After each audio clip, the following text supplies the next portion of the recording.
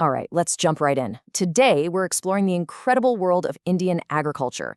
It's a place where ancient traditions meet modern-day pressures, and it's all part of this monumental story of how a single nation feeds over 1 billion people.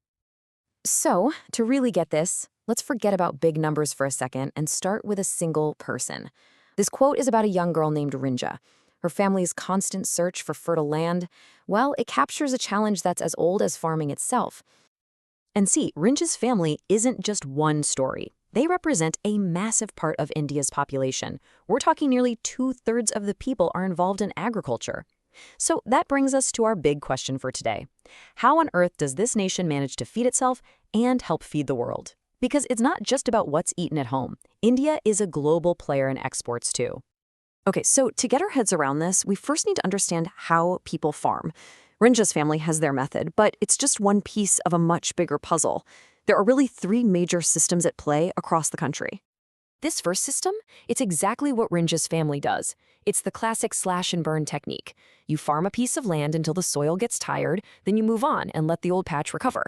It's a natural, cyclical way of doing things, but it also means your overall productivity is pretty low. Now picture the complete opposite of that. In areas where the population is really dense, farmers are under this immense pressure to squeeze every last drop of produce out of tiny plots of land. This is where you see a ton of irrigation and high doses of things like fertilizers and pesticides to get the biggest harvest possible. And then you have system number 3, commercial farming. This is agriculture as a business, plain and simple. We're talking large-scale operations using all the modern tools, high-yielding seeds, fertilizers, machinery, all with one goal: maximize production to sell on the market. Think of those huge, sprawling tea plantations in Assam. That's a perfect example. So here's the really important thing to remember. These aren't like historical stages. All 3 of these systems are happening right now, at the same time, just in different parts of India. The method a farmer chooses really just boils down to their goal. Are you trying to feed your family for the year, or are you trying to supply a global market? All right, so we've covered the how. Now let's talk about the when. Indian agriculture doesn't just happen whenever. It moves to a very specific rhythm, a kind of dance that's dictated by the climate and 3 very distinct growing seasons. You know, the entire agricultural calendar in India is basically built around this 3-act play. It all kicks off with the Kharif season, which is perfectly timed with the monsoon rains. That's followed by a cooler, drier winter season called Rabi. And then there's this short, hot summer season called Zaid, kind of squeezed in between the two. Think of the Kharif season as being powered entirely by the monsoon. From about June to October, all that rain makes it the perfect time for really thirsty crops. This is when India grows its most important staple, rice, along with other major commercial crops like cotton and jute. And then, once the monsoon rains fade away, the Rabi season steps onto the stage. These crops are planted in the winter and harvested in the spring, and they prefer cooler, drier weather.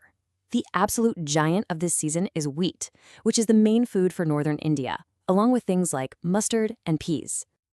Okay, so we've talked about all these different crops, but let's be real. 2 of them are the undisputed heavyweights, the absolute pillars of India's food security. Let's take a closer look at rice and wheat.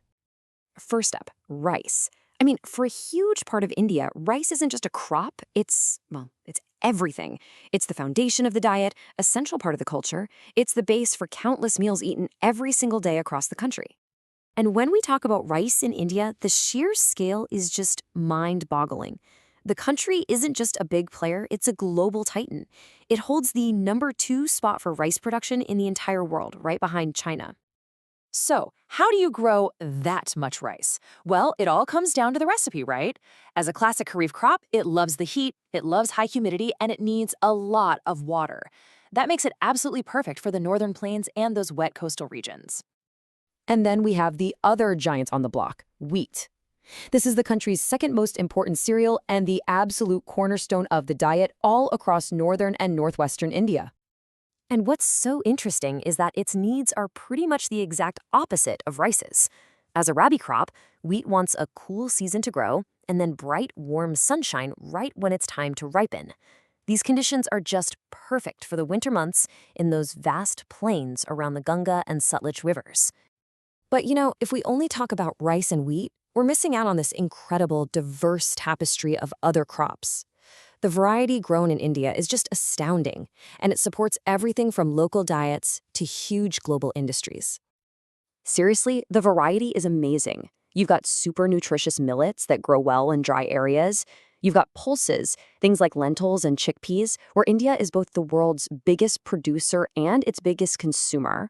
And of course, you have massive commercial powerhouses like sugarcane, tea, and cotton that fuel entire industries.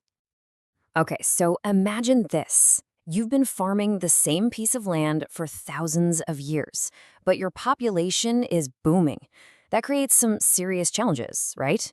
And to tackle them, India has rolled out a whole series of massive agricultural reforms over the years. And this journey of reform has been pretty incredible. It started right after independence with basic but crucial land reforms. Then came the big one, the Green Revolution in the 60s and 70s, which introduced new tech that just sent crop yields skyrocketing. After that came more institutional support, like crop insurance. And today, the focus is a lot more on direct aid to farmers through things like the Kisan credit card or minimum support prices that guarantee them a baseline price. And this shows us something really fascinating, right? You solve one set of problems and a whole new set pops up. The huge success of the Green Revolution, for example, created a new challenge, declining soil fertility from all those biochemicals. And today, the problem isn't just about a lack of credit. It's about protecting farmers from wild price swings and exploitation by middlemen. So that brings us right back to where we started. We began with Rinja, whose family is farming in a way that's thousands of years old. And we've seen how that ancient practice fits into this massive modern system of seasons, commercial crops, and government reforms. It all leaves us with one final big question to think about. What does the future of the Indian farm actually look like?